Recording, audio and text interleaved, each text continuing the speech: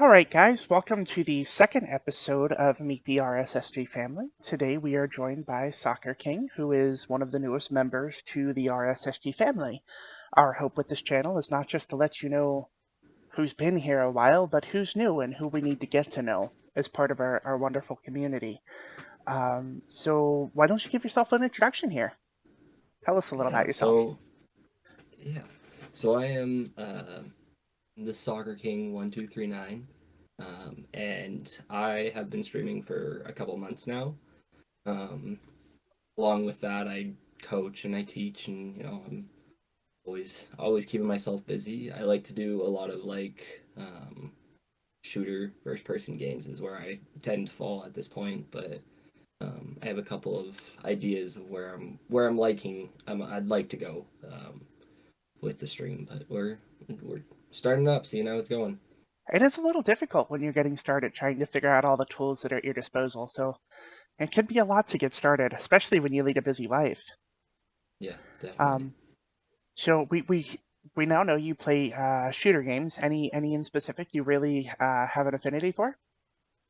Call of Duty Warzone's where I mainly start or where I mainly lay with this one. Okay, Or that's fair.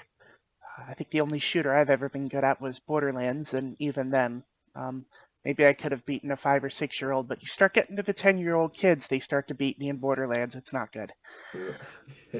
Um, so what got you into gaming? Where did that whole story start?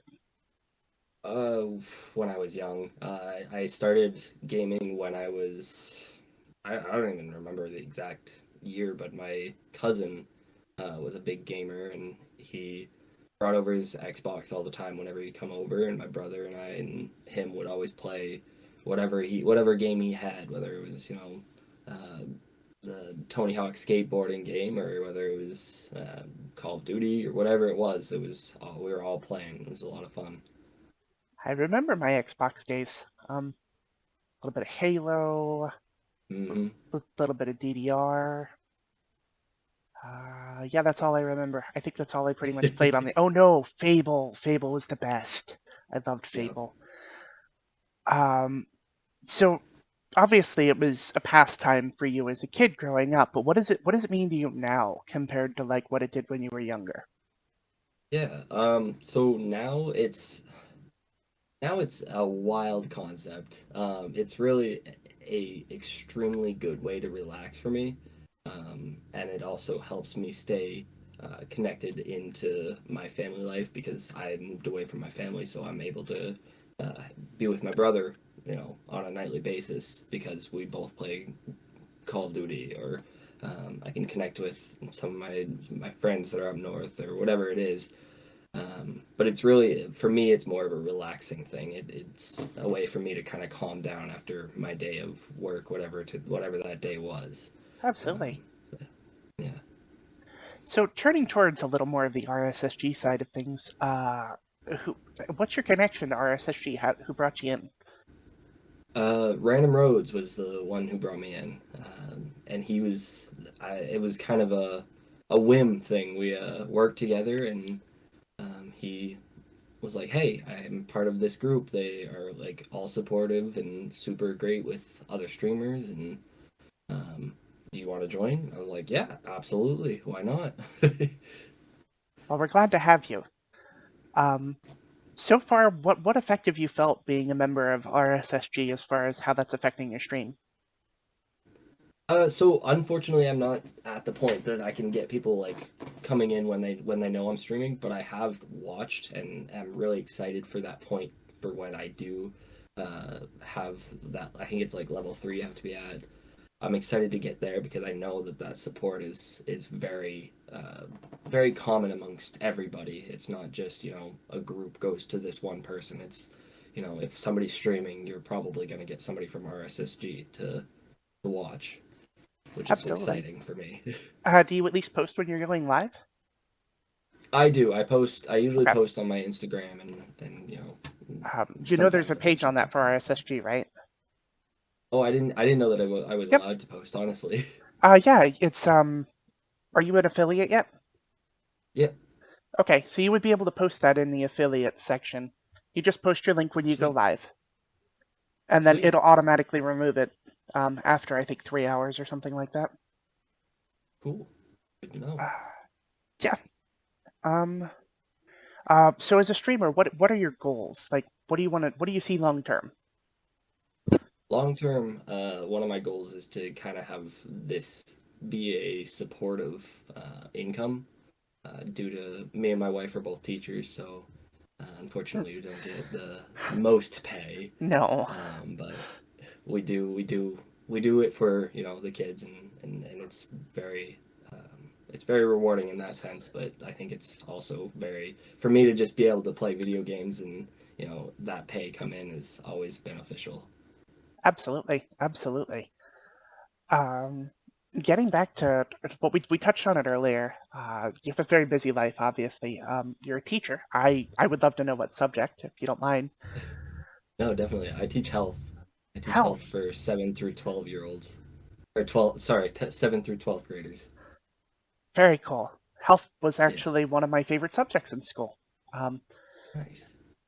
it's it was one of my favorite college classes. Just I had a good professor. So Mm. and coaching, you're a soccer coach. Uh, Yeah, so I actually coach soccer, basketball, and baseball. Very cool. Very cool.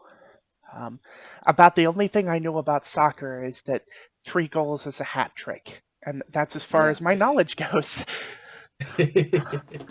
I've gotten a hat trick. They in high school, the kids thought it would be funny to kick the soccer ball into me and use me as a bounce off to hit the goal, and so I got credit for the goal. I got hat trick that way.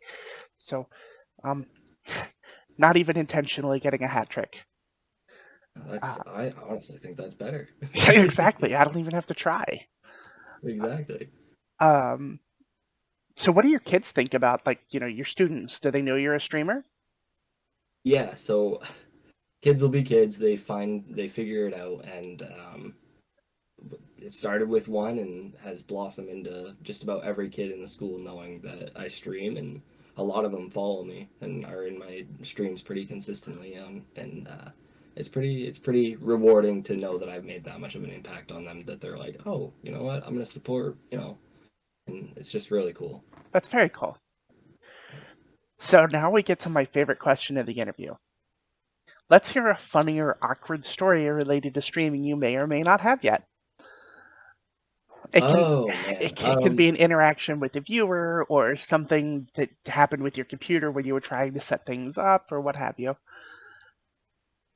I think the most awkward thing or funny thing that has happened with me so far is just the fact that me and my brother both stream, and we're two very different streamers. So sometimes he'll say something, and I'm like, "Hey, I'm not there. Like, you gotta stop that." Like, and it's just kind of like he's like, "Oh, I'm sorry, I'm sorry." Like, and it's really funny to have that like interaction, and then also my kids are starting to now get into his stream and his stuff, so it's really like, oh no. That's fair. Yeah. Um, so is there anything else you would want people to know about your stream at this point that we haven't covered? Um, Yeah, I mean, just that I'm doing it for fun. It's not something that I plan on living off of.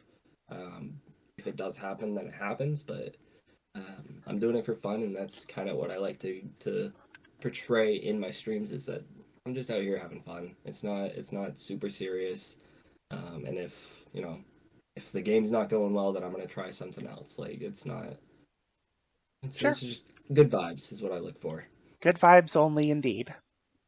Yeah, Well, I think that's all the questions I have for you. I definitely appreciate you taking the time to do this interview with me, and I certainly hope to see you on Twitch more often, and we'll get you to that level 3 so we can get the automatic notification sent out.